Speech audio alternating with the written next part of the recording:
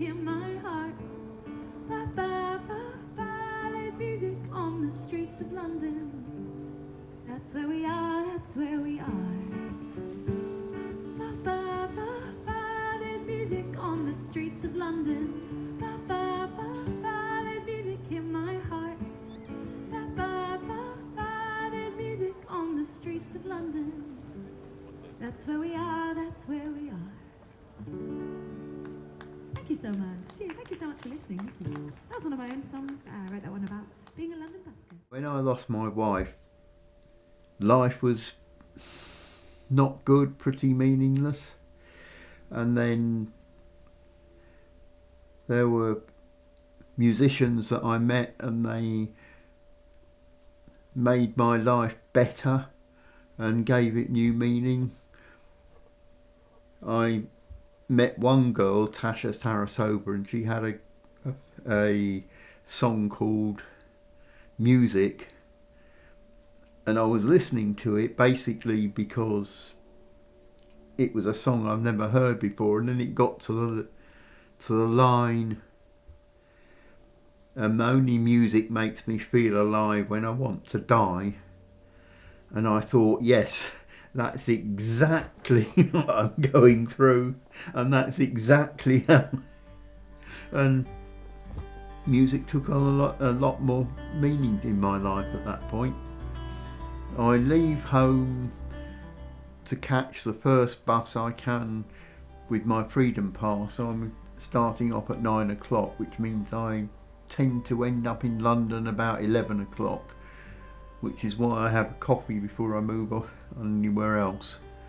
And if I've got a gig in the evening, I then stay on until I need to start moving for the gig. Because if I try and come home and go back out again, that's about a 4-hour round trip to eat.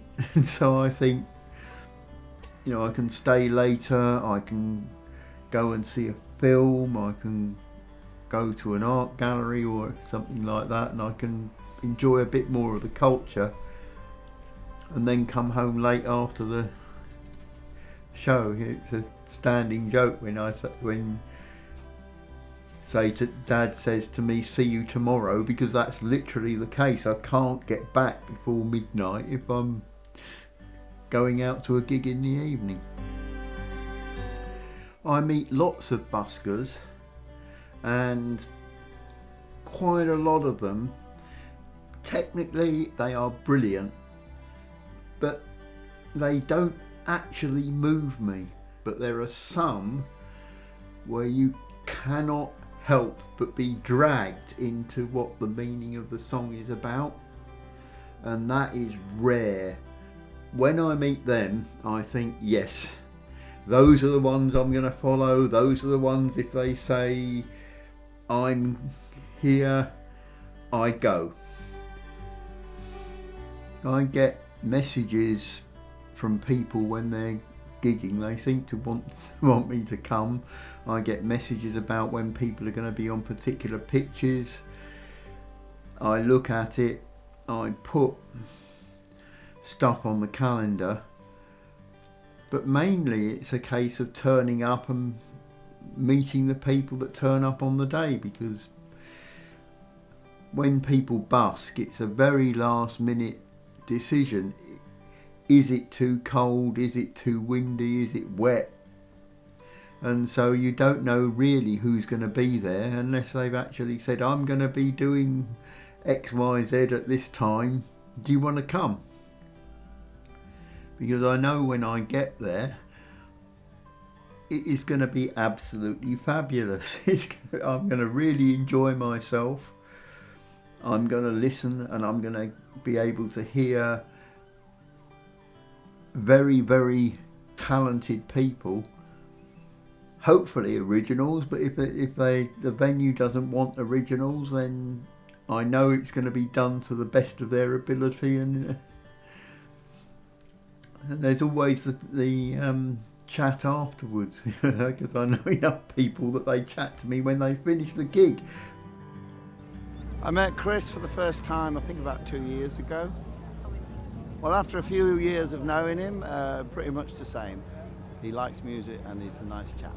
I think they've made me more appreciative of what I've got and given me a bigger meaning to my life. You know, they make my life better, and if they make my life better, I try and return the favour. Well, I've always been in a supportive environment, and when other people need support,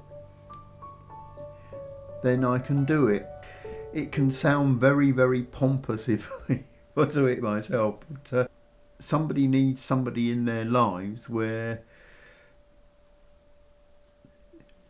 they'll support them, and then, you know, it's a safety net. So I wrote this song about how much I love doing it. It's called For the Love.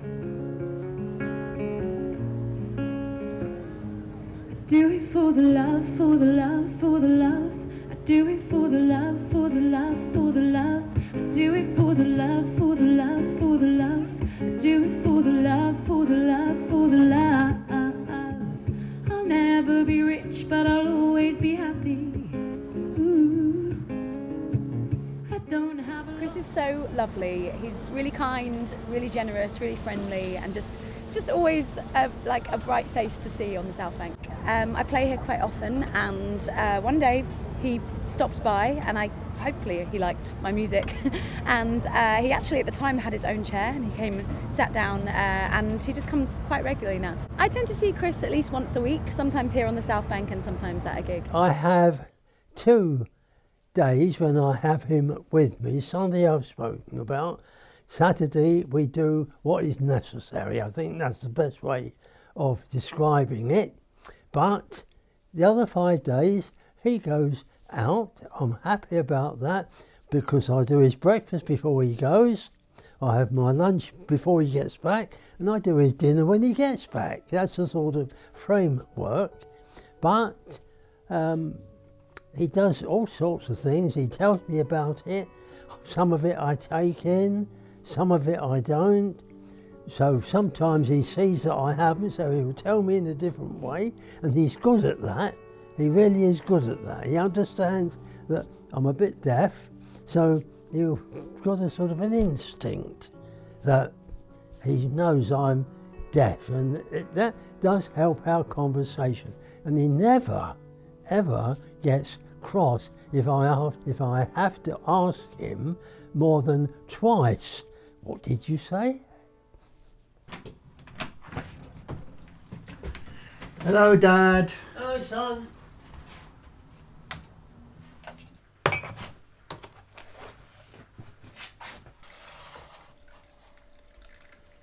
Things go well today? Yes, I got to the South Bank and I met Charlotte. And she played a set, and Bill came along and he put his equipment there, waved and said hello. Then I went on to the Tate Modern and I saw Vane. He's the one that does an awful lot of comedy, and we swapped a few really stupid, cheesy jokes. And you were about to say something. Yeah, I was actually. I didn't want to interrupt you. I have my usual problem. I put a disc down and I spent 20 minutes looking for it just before you came, but I did find it.